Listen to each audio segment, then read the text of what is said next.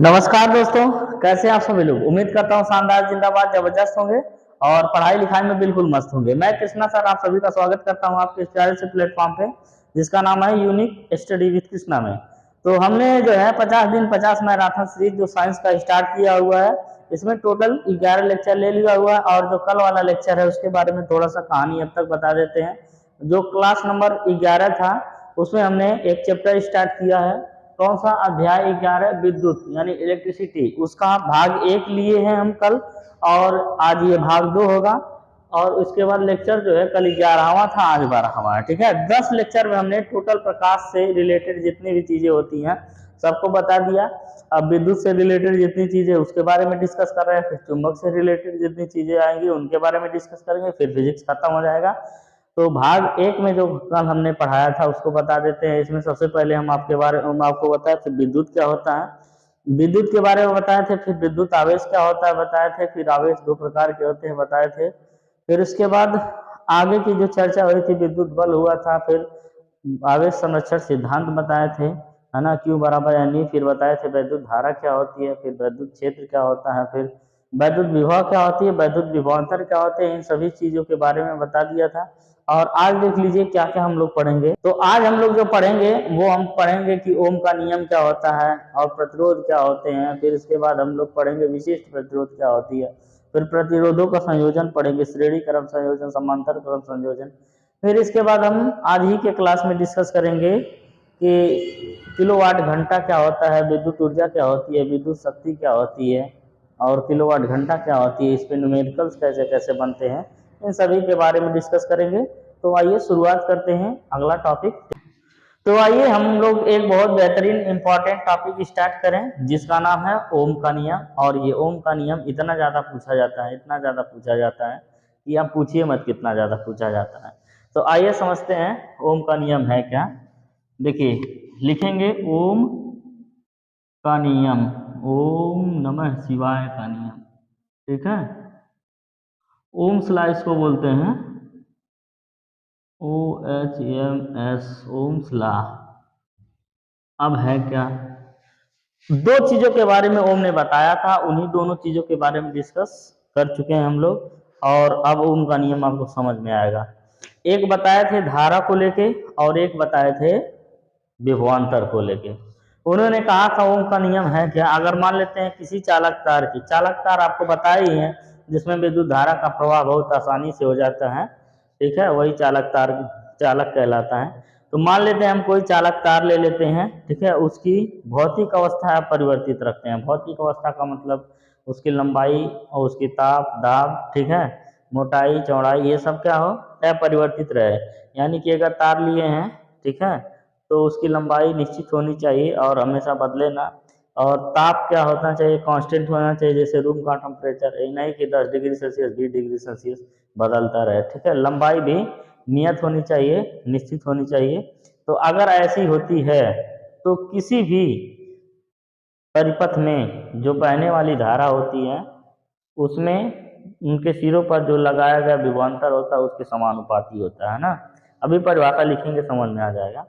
अगर मान लेते हैं किसी भी, ओम का नियम क्या है, ओम के नियम के अनुसार किसी भी चालक तार की भौतिक अवस्था परिवर्तित रखी जाए। भौतिक अवस्था का मतलब होता है ताप दाब लंबाई इत्यादि। ठीक है, अपरिवर्तित रखा जाए तो चालक तार के सिरों पर लगने वाला विभवांतर उसमें बहने वाली धारा के क्या होता है, समानुपाती होता है।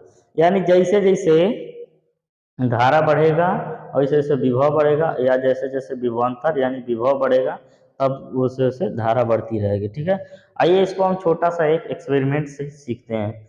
जैसे मान लेते हैं कि कैसे विभव बढ़ने से धारा बहने लगती है। धारा बढ़ने का मतलब होता है वो जो करंट है वो तेजी से फ्लो होने लगता है। ठीक है, यानी ज़्यादा लाइट आती है। ठीक है, जैसे मान लेते हैं एक पंखा है, पंखे में वो मीटर वो बोल्ट लगा रहता है ना काम बेसी करने वाला। तो एक काम करिए, एक समय पे उस बोल्ट को डुला के पंखे को, क्या रहता है गोल कैसे रहता है, ऐसे डुलाते हैं, 1 2 3 4 जीरो लिखा रहता है। अभी मान लेते हैं एक समय पे जीरो कर दिए, तो इसका मतलब है उसमें चालक में क्या है, वोल्ट एकदम जीरो है। तो पंखा चलता है, नहीं चलता है। यानी कि धारा भी क्या होती है, जीरो होती है। अब जीरो से 1 वोल्ट कर देते हैं तो पंखा इसे धीरे धीरे धीरे धीरे नाचने लगता है। यानी कि तनी भर विभव बढ़ाए वोल्ट, है ना, उसके बाद क्या हो गया, धारा बढ़ने लगा और पंखा धीरे धीरे चलने लगा। अब 2 वोल्ट पे कर दिए, ठीक, और स्विच दबा दिए, 2 वोल्ट पे हो गया, थोड़ा सा हट दिए तो क्या होता है, पंखा थोड़ा तेज हो जाता है। तेज क्यों होता है सोचे हैं, क्योंकि उसमें धारा तेजी से बहने लगती है। अगर 3 वोल्ट कर दिए तो क्या होता है, पंखा और तेजी से चलने लगता है, और अगर 4 वोल्ट कर दिए तो पंखा एकदम तेजी से चलने लगता है, और बहुत ज़्यादा 1 वोल्ट 2 वोल्ट 3 वोल्ट 4 वोल्ट तक मैक्सिमम रहता है, ठीक है।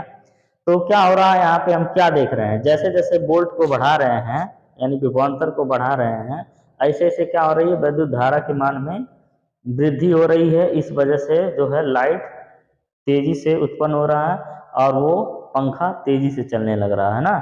वो पंखा उनका कैसे चल रहा है, उसमें आवेश का प्रवाह हो रहा है, विद्युत धारा बह रही है ना, तभी जाके फैन वैन चल रहा है, बल्ब जल रहा है।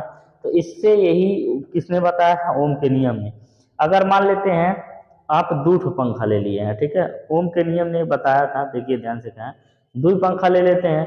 अब एक पंखा के तार की, है ना, अलग उसकी लंबाई ले लीजिए, और अगर मान लेते हैं टेम्परेचर, एक अलग रूम में जाके एक्सपेरिमेंट करिए, उसकी तार की लंबाई, मोटाई, ताप, दाब ये सब अलग रहे, और इसके बाद यहाँ जो हम लोगों ने प्रैक्टिकल किया वो अलग रहे, तो दोनों का जो गुण होगा वो नहीं समान होगा। क्यों? समान तभी होगा जब उसकी भौतिक अवस्था में कोई परिवर्तन नहीं होगा, ठीक है। तो यही ओम ने बताया था। ओम का नियम है क्या, समझ लेते हैं। ओम के नियम के अनुसार लिखेंगे, ओम,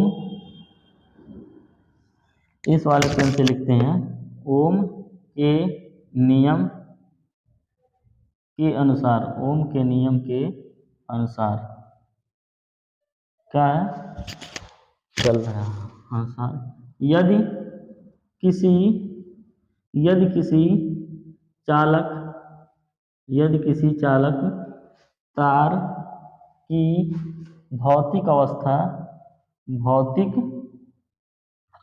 अवस्था यदि किसी चालक तार की भौतिक अवस्था, तो भौतिक अवस्था में क्या क्या आता है, ताप, दाब, लंबाई, ठीक है, क्षेत्रफल, यही सब क्या है, भौतिक अवस्था है आदि में कोई परिवर्तन ना किया जाए, आदि में कोई परिवर्तन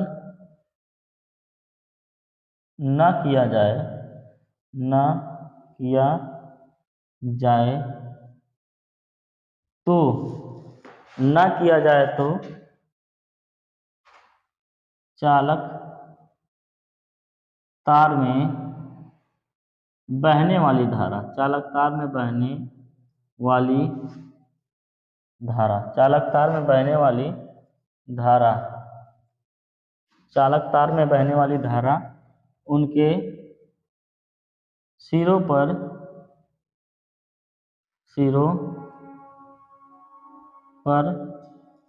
लगाए गए, उनके सिरों पर लगाए गए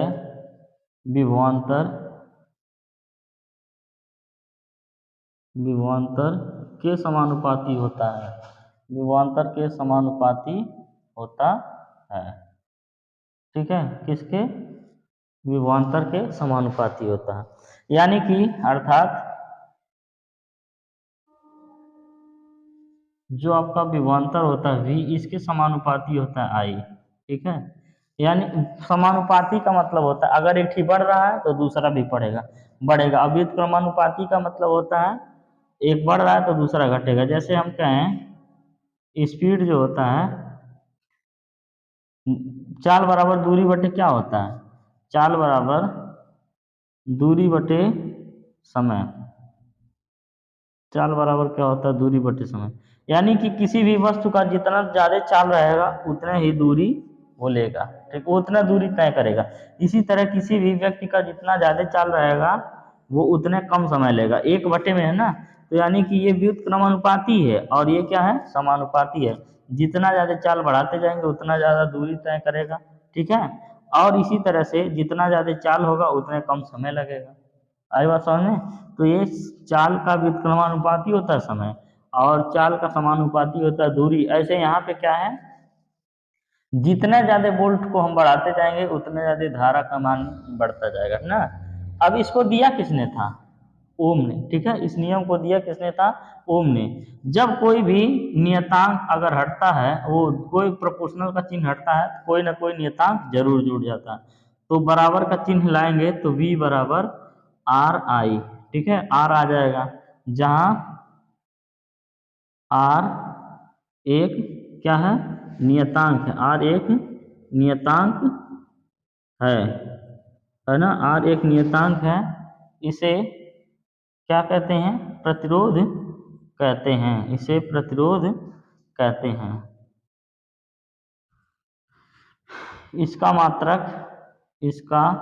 मात्रक ओम होता है, ठीक है, मात्रक ओम।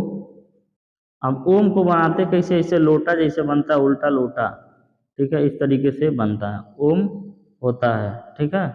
इसका मात्रक क्या होता है, ओम होता है। अब हम समझ लेते हैं प्रतिरोध क्या है।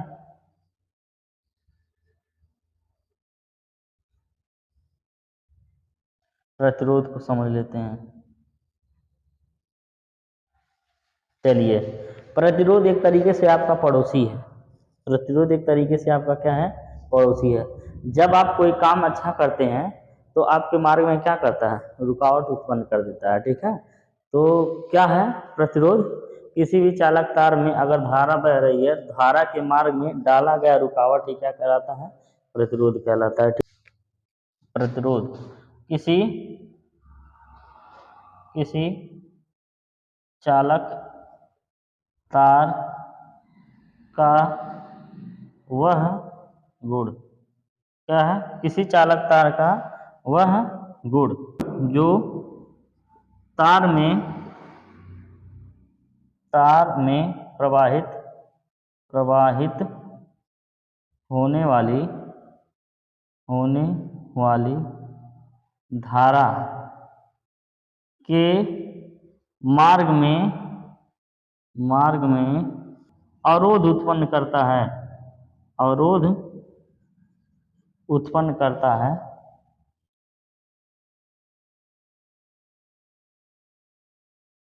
क्या कहलाता है, प्रतिरोध कहलाता है, प्रतिरोध कहलाता है, ठीक है।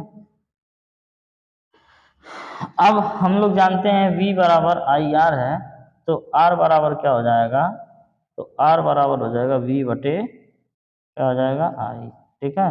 R बराबर V बटे I, इसका मतलब ये है V का मान होता वोल्ट प्रति एम्पियर, वोल्ट प्रति एम्पियर, या ओम, या क्या होता है, ओम, इसका मात्रक होता है। इसको इसे डिनोट करते हैं, ठीक है।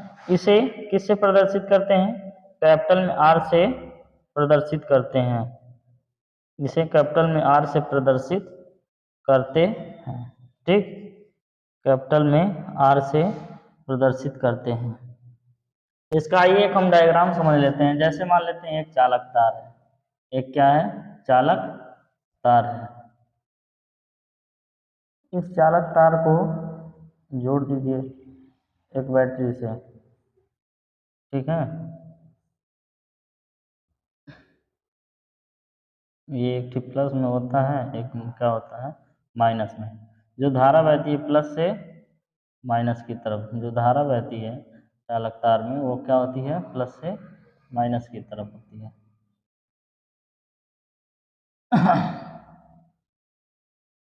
एक कहीं अमीटर कुंजी भी लगा सकते हैं आप, अमीटर भी लगा सकते हैं, ठीक है।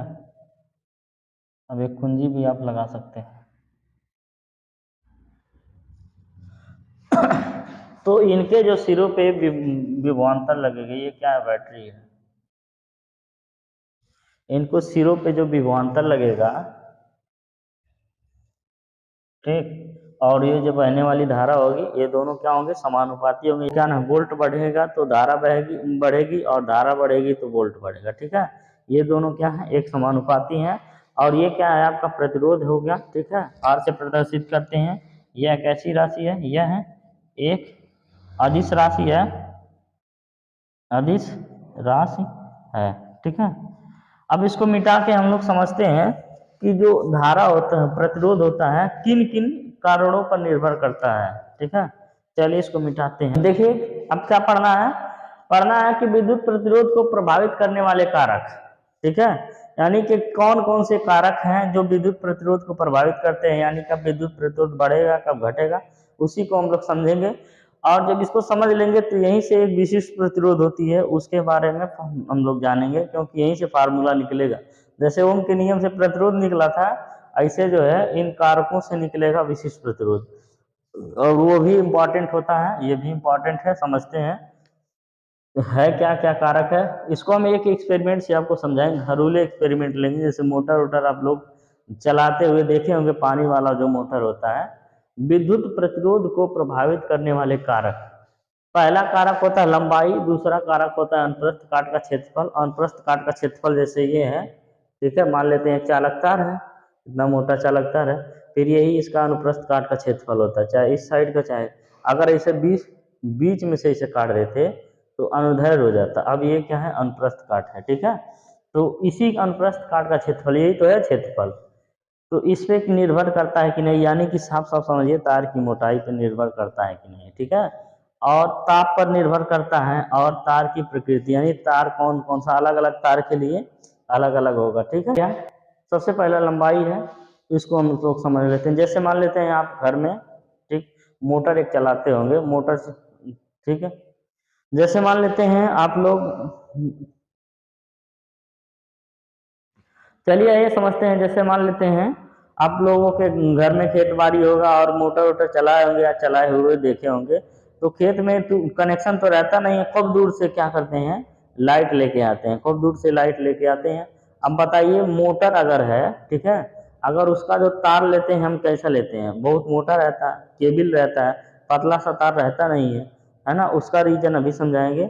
और काफी दूर से लाते हैं तो जितनी लंबाई रहती है उतना ज्यादा विद्युत धारा क्या होती है, कम मिलती है। मोटर में पानी थोड़ा थोड़ा देता है, यानी कि विद्युत धारा का प्रवाह कम हो रहा है और मोटर में पानी कम आ रही है जब ज्यादा दूर से ला रहे हैं। और जब नजदीक से लाते हैं तब विद्युत धारा का प्रवाह बहुत ज्यादा होता है और मोटर में पानी ज्यादा देने लगता है। ठीक, इसका मतलब यह है जब विद्युत धारा का प्रवाह ज्यादा हो रहा है तो वहां पे प्रतिरोध कम हो रहा है, यानी जब नजदीक है, यानी लंबाई कम है तो क्या है, विद्युत धारा का प्रवाह ज्यादा हो रहा है और प्रतिरोध कम हो रही है। ठीक है, यानी लंबाई घटेगी तो प्रतिरोध क्या होगा, घटेगा।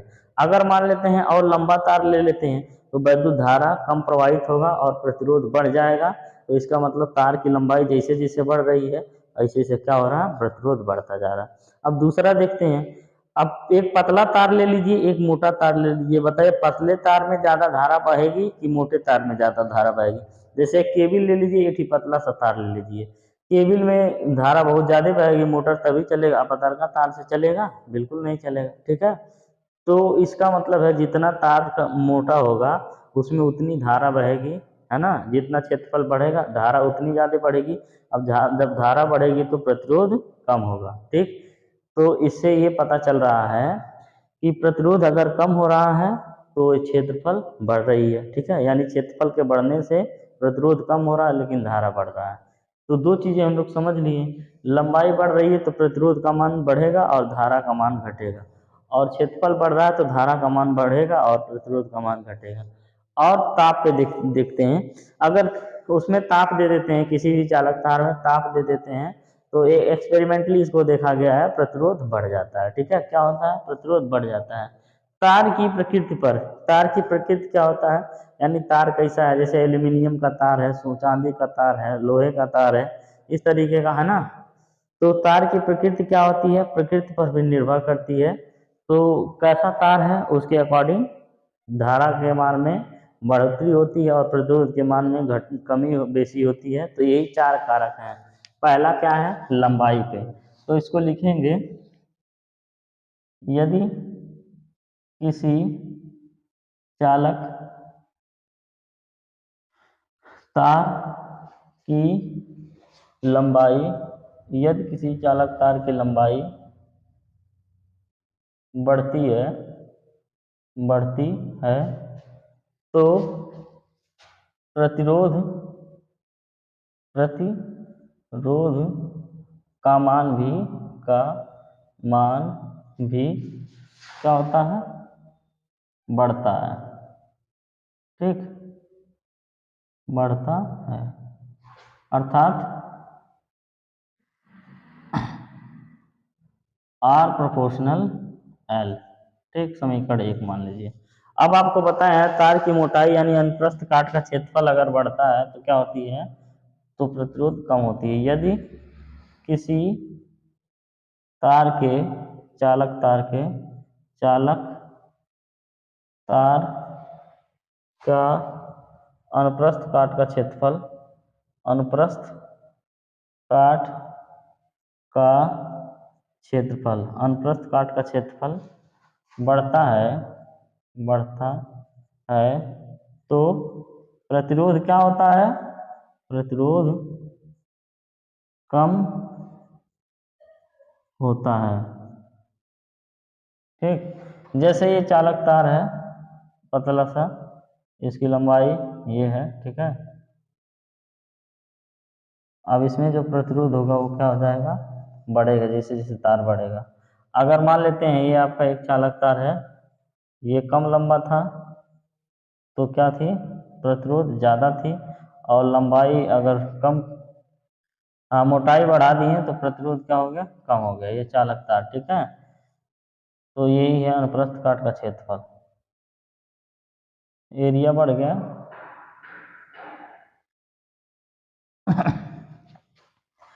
तो आपका प्रतिरोध भी क्या हो गया, कम हो गया, यानी कि R प्रोपोर्शनल A हो गया, ठीक। अब ताप बढ़ने पर, ऐसे लिख लीजिए, ताप बढ़ने पर प्रतिरोध, ताप लिखिए, ताप बढ़ने पर प्रतिरोध का मान देखिए यहाँ पे लिखे हैं, क्या होता है, उल्टा है ना, 1/A, ठीक है। ये क्या होता है, उल्टा, यानी क्षेत्रफल बढ़ेगा तो प्रतिरोध घटेगा, प्रतिरोध घटेगा तो क्षेत्रफल बढ़ेगा।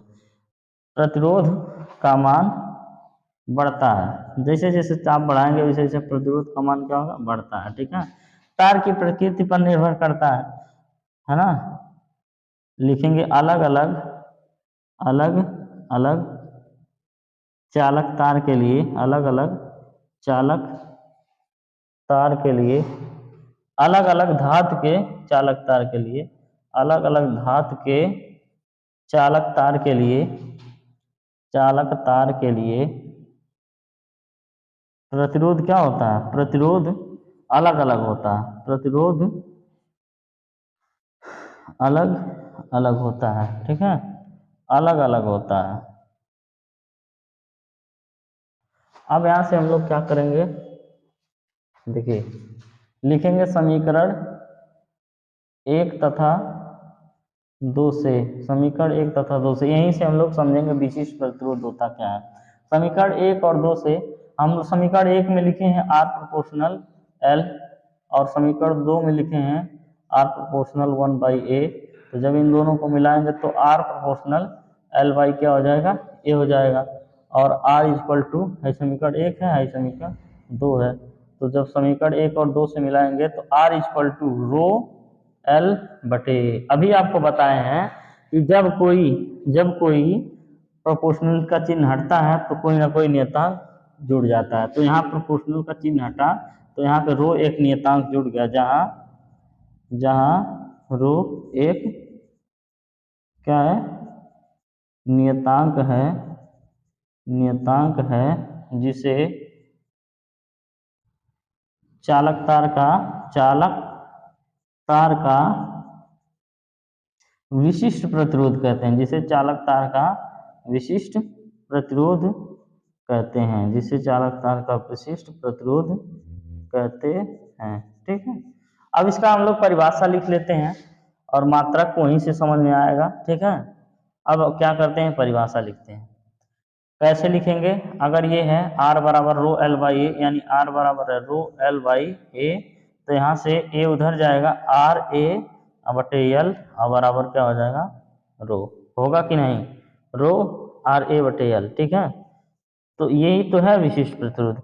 यदि मान लेते हैं, यदि अनुप्रस्थ काट का क्षेत्रफल 1 मीटर स्क्वायर है और लंबाई क्या है 1 मीटर है, मान लिया जाए, है ना। तो आप इसका मान 1 रख दीजिए, तो आपका जो रो होगा विशिष्ट प्रतिरोध वो किसके बराबर होगा, प्रतिरोध के बराबर हो जाएगा, यानी कि रो बराबर क्या हो जाएगा, आर हो जाएगा। क्यों हो जाएगा, क्योंकि यहाँ पे ए का मान भी ए है और एल का मान भी ए है। तो इसका हम लोग लिख लेते हैं, किसका डिफिनेशन, विशिष्ट प्रतिरोध का डिफिनेशन, विशिष्ट प्रतिरोध,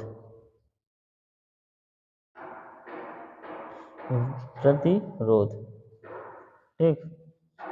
तो हो क्या जाएगा, 1 मीटर अनुप्रस्थ काट के क्षेत्रफल वाले तार तथा 1 मीटर लंबाई वाले तार के प्रतिरोध को, यानी यहाँ पे क्या लिखेंगे, 1 मीटर लंबाई तथा 1 मीटर स्क्वायर अनुप्रस्थ काट के क्षेत्रफल वाले तार के प्रतिरोध को, ये एक स्पेशल केस होता है, प्रतिरोध का एक स्पेशल केस होता है, इसीलिए इसको बोलते हैं विशिष्ट प्रतिरोध। यानी एक तरीके का प्रतिरोध ही है, लेकिन जब ये विशिष्ट प्रतिरोध तभी कहा जाएगा जब तार की लंबाई 1 मीटर हो और तार का क्षेत्रफल 1 मीटर स्क्वायर हो, यानी कि उसकी मोटाई भी हो ना। तो वही चीज लिखे हैं, विशिष्ट प्रतिरोध होता क्या है, विशिष्ट मतलब होता है स्पेशल चीज, ठीक है।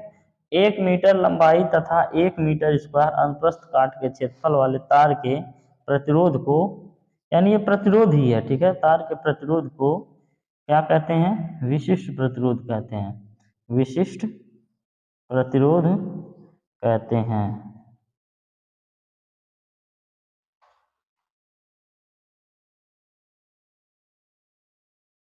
यह एक क्या होती है, अदिश राशि होती है, अदिश राशि होती है। हम लोग समझ लेते हैं इसका मात्रक, ठीक है। देखिए इसका मात्रक, चलिए यहाँ बता देते हैं इसका मात्रक क्या हो जाएगा। रो बराबर है आर ए बटे एल।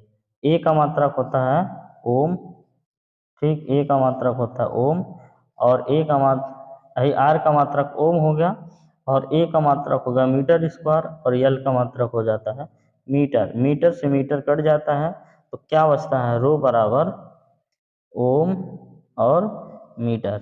तो यानी इसका मात्रक जो होता है ओम मीटर होता है, क्या होता है, ओम मीटर है, होता है, ठीक है। सारी चीजें समझ में आ गई, कोई भी दिक्कत परेशानी नहीं होनी चाहिए। छोटे छोटे 1-2 टॉपिक बीच में छूटे हैं उसको निपटा लिया जाए, है ना। 1 नंबर आधे नंबर में आ जाते हैं, आधे नंबर में कैसे आता है, अरे आ जाता है। देखिए 1 ओम क्या पढ़ेंगे हम लोग, ओम का नियम पढ़े थे ना। ओम का नियम क्या था, V बराबर आई आर था, तो R बराबर क्या आया था, V बटे आई। यदि मान लेते हैं जो चालक तार के सिरों पे विभवांतर लग रहा है ये क्या हो जाए, 1 वोल्ट हो जाए, कितना हो जाए, 1 वोल्ट, और उसमें बहने वाली जो धारा है आई वो क्या हो जाए, 1 एम्पियर हो जाए, कितना, 1 एम्पियर। तो यहाँ से R बराबर क्या होता है, V बटे आई, यानी 1 ओम हो जाता है, कितना हो जाता है, 1 ओम हो जाता है, यानी V का मान 1 और I का मान 1, तो R का मान कितना हो जाता है, 1 ओम हो जाता है। तो अब आप लिखेंगे कैसे 1 ओम को, यदि किसी चालक तार के सिरों पर लगने वाले विभवांतर 1 वोल्ट हो तथा उसमें बहने वाली धारा 1 एम्पियर हो, तो उसके प्रतिरोध को क्या कहा जाता है, 1 ओम कहा जाता है ना। लिखिए, यदि किसी चालक तार में बहने वाली धारा 1 एम्पियर एम्पियर हो तथा हो तथा उनके सिरों पर लगने वाला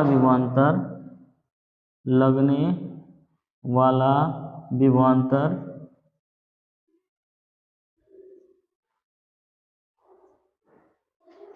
1 वोल्ट हो तो उस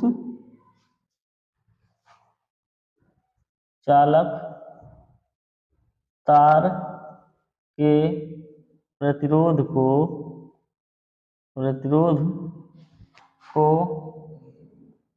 1 ओम कहा जाता है। 1 ओम कहा जाता है।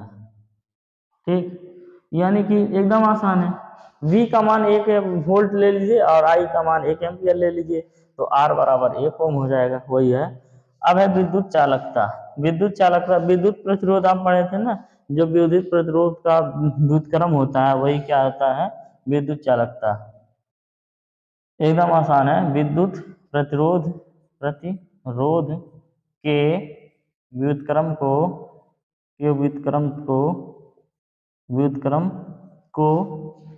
विद्युत चालकता कहते हैं। विद्युत चालकता कहते हैं। हम सोचे कि क्या ये सब छोटे छोटे टॉपिक है, छोड़ा जाए, 2-2 मिनट का है, निपटा दिया जाए ना। विद्युत चालकता कहते हैं, कभी कभी पूछ भी लिया जाता है, तो आपको नहीं पता रहेगा तो घबराएंगे, ये कहाँ से नया चीज आ गया। तो यहाँ से विद्युत चालकता बराबर क्या हो जाएगा, विद्युत चालकता बराबर व्युत्क्रम का मतलब होता है 1/, व्युत्क्रम लिखिए या तो प्रतिलोम लिखिए, 1/, क्या हो जाएगा, विद्युत प्रतिरोध, यानी कि ये क्या हो जाएगा, विद्युत चालकता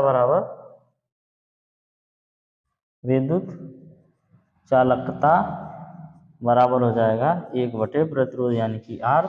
अब R का मात्रक होता है 1/ओम, तो इसका जो मात्रक हो जाएगा ओम इनवर्स, क्या हो जाएगा, ओम इनवर्स।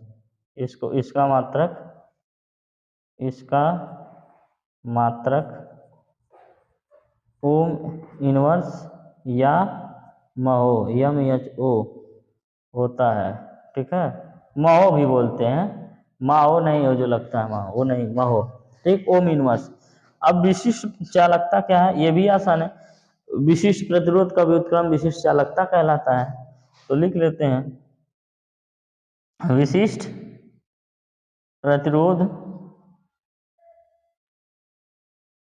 प्रतिशोध लिखा जा रहा है जी, प्रतिरोध के व्युत्क्रम को, विशिष्ट प्रतिरोध के व्युत्क्रम को क्या कहते हैं, विशिष्ट चालकता कहते हैं, विशिष्ट चालकता कहते हैं।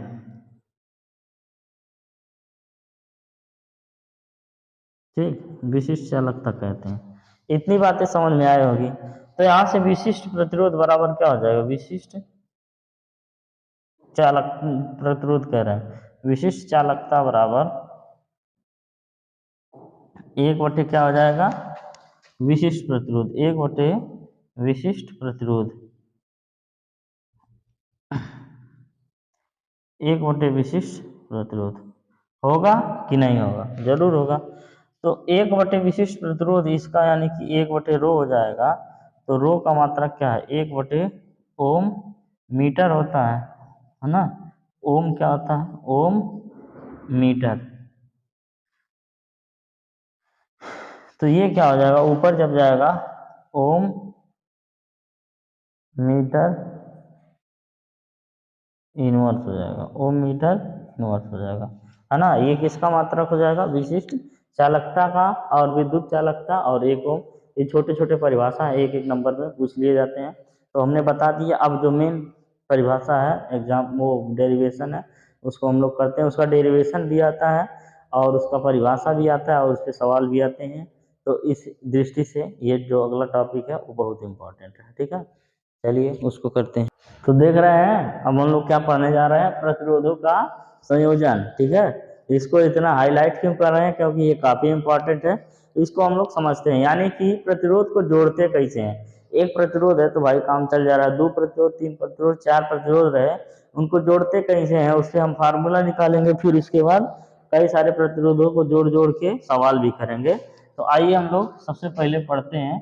तो प्रतिरोधों का संयोजन 2 प्रकार का होता है, 2 प्रकार का होता है, ठीक है। कौन कौन सा 2 प्रकार होता है? पहला होता है श्रेणी क्रम संयोजन, श्रेणी क्रम संयोजन, श्रेणी क्रम संयोजन। सब दुकान बंद कर करके जा रहे हैं, हम यहीं बैठ रहे जा रहे हैं। श्रेणी क्रम संयोजन। अब देखिए श्रेणी क्रम संयोजन और दूसरा क्या होता है, समांतर क्रम संयोजन। दूसरा होता है समांतर क्रम संयोजन, समांतर क्रम संयोजन। तो एक एक करके पढ़ते हैं। श्रेणी क्रम संयोजन क्या होता है, आइए समझते हैं। जैसे मान लेते हैं एक प्रतिरोध है, ठीक है, यहाँ पे एक क्या है, प्रतिरोध। इस तरीके से प्रतिरोध का ये सिंबल होता है, प्रतिरोध का क्या होता है, एक सिंबल होता है। अब फिर ये प्रतिरोध का एक इसका पहला सिरा होता है, इस प्रतिरोध का ये प्रथम सिरा होता है, ये दूसरा सिरा होता है। फिर क्या होता है, एक प्रतिरोध और है इस तरीके से। अब इसका ये इस वाले प्रतिरोध का ये पहला सिरा है, इसका ये दूसरा सिरा है। अब एक प्रतिरोध और है, एक प्रतिरोध और है, ये भी इससे जुड़ा हुआ है, ठीक है। तो ये जो जुड़ा हुआ है प्रतिरोध, यानी किसी भी प्रतिरोध का दूसरा सिरा उसके अगले वाले प्रतिरोध के पहले सिरे से हमेशा जुड़ा है। मान लेते हैं ये प्रतिरोध है, इस प्रतिरोध का दूसरा सिरा इसके अगले वाले प्रतिरोध के पहले सिरे से जुड़ा है। ऐसे ये प्रतिरोध की बात करें, इस प्रतिरोध का दूसरा सिरा इसके अगले वाले प्रतिरोध के पहले सिरे से जुड़ रहा है ना। तो इस तरीके के संयोजन को क्या कहा जाता है, श्रेणी क्रम संयोजन। अब तार को, इस परिपथ को क्या करते हैं, बना लेते हैं। तो कैसे कैसे बनाएंगे उसको समझते हैं। अब यहाँ पे एक बैटरी लगा देंगे, ठीक है, एक क्या लगा देंगे, बैटरी। तो ये प्लस वाला होगा बड़ा वाला, और छोटा वाला जो लिखते हैं वो माइनस का होता है। तो इसके बाद फिर अब होता क्या है, जब भी विद्युत धारा बहती है, आई ये कहाँ से बहती है, प्लस से माइनस की तरफ यहाँ जाएगी। यहाँ तक तो समझ में आ रहा है धारा, ठीक। इसके बाद फिर क्या होगा, जो धारा आएगी सब में एक समान आएगी, क्योंकि देखिए ऐसे मान लेते हैं एक उधर चला गया होता है, एक उधर चला गया होता है, तो धारा बढ़ जाता ना। अब पूरा धारा इसमें आएगा, तो इसमें भी धारा क्या होगा, आई होगा, ठीक है। और एक धारा इसमें आएगा, इसमें भी धारा आई ही रहेगा। फिर वही धारा यहाँ आ जाएगा, इसमें भी धारा आई ही रहेगा। फिर वही धारा यहाँ आ जाएगा, फिर वही धारा यहाँ आ जाएगा, फिर ये चला जाएगा, फिर ऐसे बहेगा। तो ये प्रतिरोध जो होता है R1, ये दूसरा का प्रतिरोध है R2, ये तीसरा का प्रतिरोध है R3। लेकिन धारा सब में क्या है, समान है। ये तो समझ में आ रहा है, धारा सब में क्या है, समान है। इसमें आई है, इसमें भी धारा आई है, इसमें भी धारा आई है। लेकिन जो इनके सिरों पे विभवांतर लगता है वो अलग अलग होता है ना। इनके सिरों पे विभवांतर जो लगेगा वो V1 होगा, ठीक है, क्या होगा, V1। और इस पे जो विभवांतर लगेगा वो क्या होगा, V2 होगा। और इस पे जो विभवांतर लगेगा वो क्या होगा, V3 होगा। तो इसका मतलब है समांतर क्रम, श्रेणी क्रम संयोजन में धारा तो सब में एक समान जा रहा है, लेकिन जो विभवांतर है वो अलग अलग हो जा रहा है। टोटल विभवांतर V1 यहाँ हो गया, यहाँ V2, यहाँ V3, ठीक। तो सबसे पहले श्रेणी क्रम का संयोजन लिख लेते हैं। फिर है जो नियम आपको बताएं, धारा सब में समान जा रहा है और विभवांतर अलग अलग हो जा रहा है, इसी कंसेप्ट में हम प्रूफ कर देंगे। जो R बराबर होता है R1 plus R2 plus R3 होता है श्रेणी क्रम में। आइए सबसे पहले परिभाषा लिखते हैं। श्रेणी क्रम संयोजन लिखेंगे, इस प्रकार के संयोजन में, इस प्रकार के संयोजन में, ठीक है, इस प्रकार के संयोजन में प्रतिरोध, किसी भी प्रतिरोध का दूसरा सिरा, किसी भी प्रतिरोध का दूसरा सिरा उससे अपने से अगले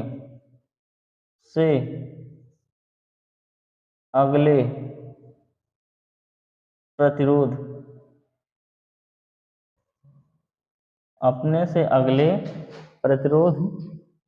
के पहले सिरे से जुड़ा होता है। ठीक है, इसे क्या कहते हैं? श्रेणी क्रम संयोजन कहते हैं। श्रेणी क्रम संयोजन कहते हैं। यानी कि कोई भी अगर मान लेते हैं प्रतिरोध है, ये प्रतिरोध की बात करें या इस प्रतिरोध की या इस प्रतिरोध की, अगर इसी की प्रतिरोध की बात करते हैं, इस प्रतिरोध का जो दूसरा सिरा है इसके आगे आने वाले प्रतिरोध के पहले सिरे से जुड़ा है। उसी तरह से इसमें देखिए, इस प्रतिरोध का जो ये दूसरा सिरा है इसके आगे वाले प्रतिरोध के पहले सिरे से जुड़ा है, और इसे आगे भी हो सकता है। ठीक है, तो अब हम लोग समझते हैं, इसमें स्टार बना के लिखते हैं, लिखेंगे श्रेणी क्रम संयोजन में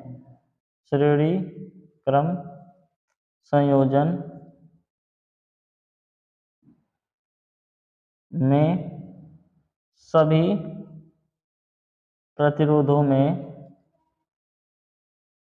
प्रतिरोधों में धारा का मान क्या हो रहा है? एक समान रूप से बहता है, परंतु धारा का मान एक समान रूप से बहता है, परंतु विभवांतर अलग अलग प्रतिरोधों में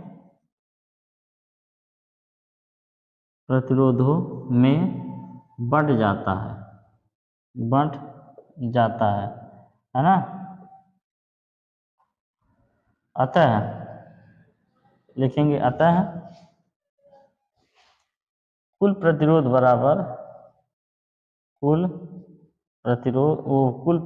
कह रहे हैं, कुल विभवांतर V बराबर हो जाएगा V1 plus V2 plus V3, है ना। V बराबर हो जाएगा V1 plus V2 plus V3। अब लिखेंगे ओम के नियम से,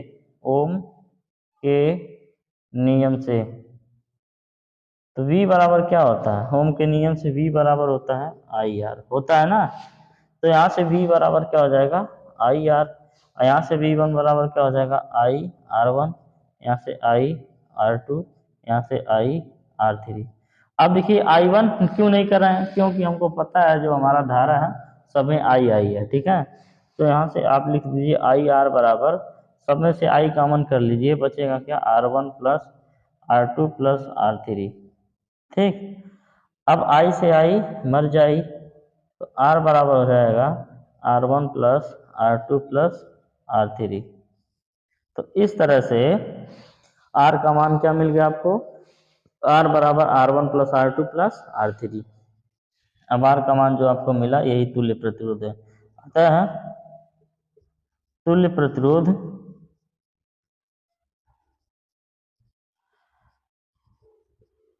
R बराबर R1 plus R2 plus R3, है ना।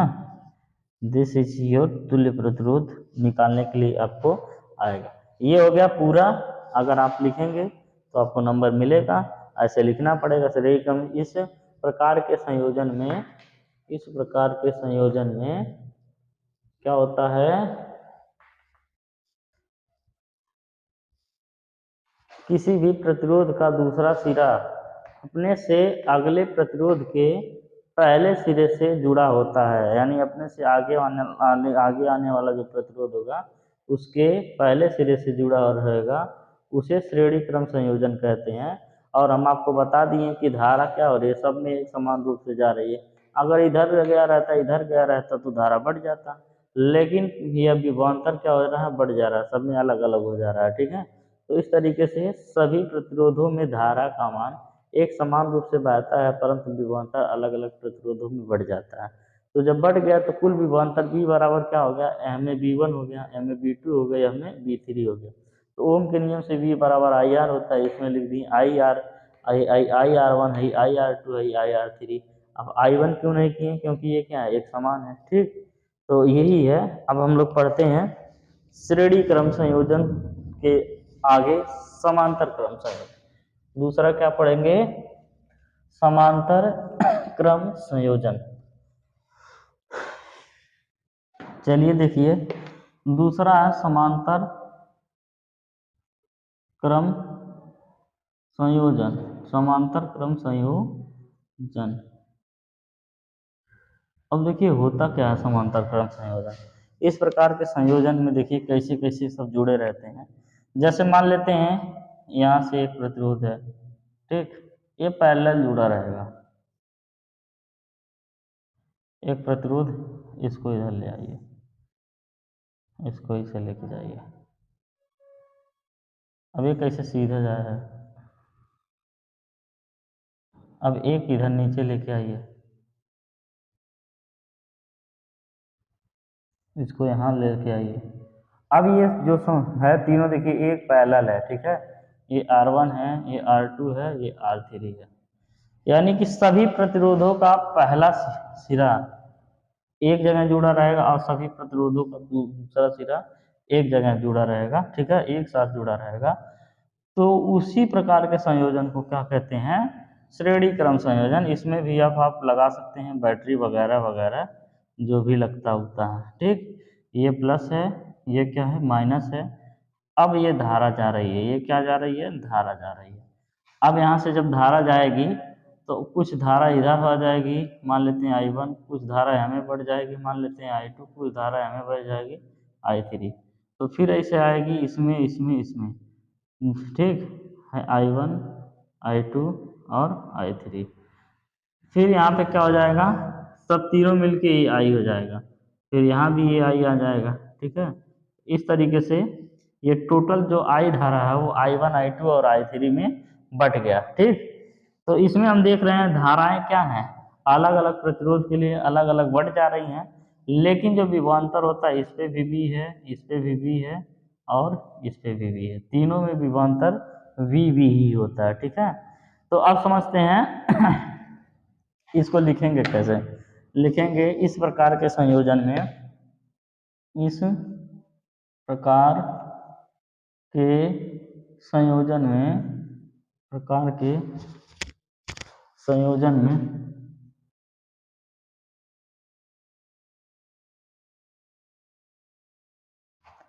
सभी प्रतिरोधों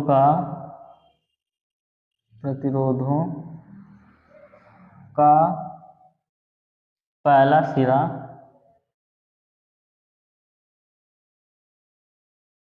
एक साथ तथा दूसरा सिरा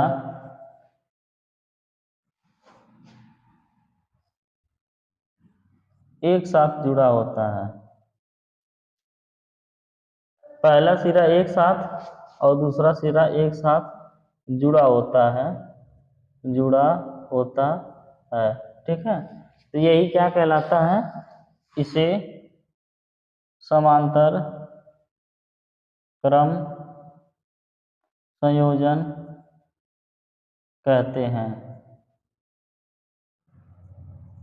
इसे क्या कहते हैं, समांतर क्रम संयोजन। अब लिखेंगे किसी भी समांतर क्रम संयोजन में, किसी भी समांतर क्रम संयोजन में बहने वाली धारा, धारा क्या हो रही है बच्चों, बहने वाली धारा अलग अलग होती है, अलग अलग प्रतिरोधों के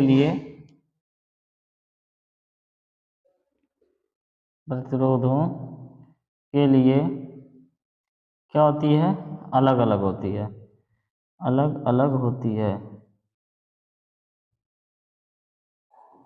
अब किताब से बिल्कुल मैच कराएंगे तो अब कुछ और लिखा रहता है, लेकिन हम कुछ ऐसा बताते हैं जो एकदम सही सही भी रहे और आपको समझ में भी आए। आपको ये पता है कि जो है अलग अलग प्रतिरोध के लिए अलग अलग हो रही है ना, वो मैच नहीं कराना है, जो लिखे हैं बिल्कुल सही है। ठीक, अब इसके बाद फिर आगे क्या लिखेंगे, परंतु सभी प्रतिरोधों में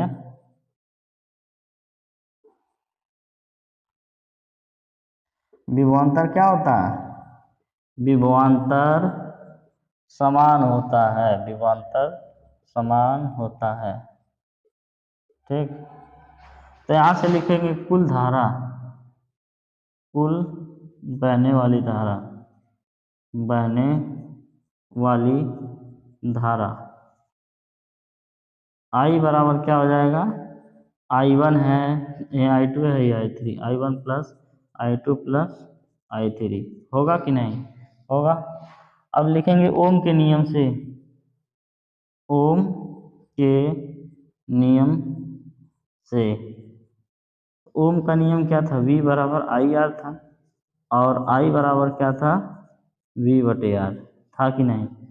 तो यहाँ से V बटे R R1 प्लस V बटे R बस लिखिए, I के जगह V बटे R लिखेंगे, और यहाँ पे V बटे R1 प्लस V बटे R2 प्लस V बटे R3। तो ये I का मान हो गया है I1, I2, I3। तो V बटे R लिख लीजिए, अब V को कॉमन कर लीजिए, तो बचेगा क्या, 1/R1 plus 1/R2 plus 1/R3। अब यहाँ से V से V खत्म, ठीक है, V से V क्या हो जाएगा, खत्म। तो 1/R बराबर हो जाएगा 1/R1 plus 1/R2 plus 1/R3, है ना। यही हो गया तुल्य प्रतिरोध। अतः समांतर क्रम संयोजन में प्रतिरोधों का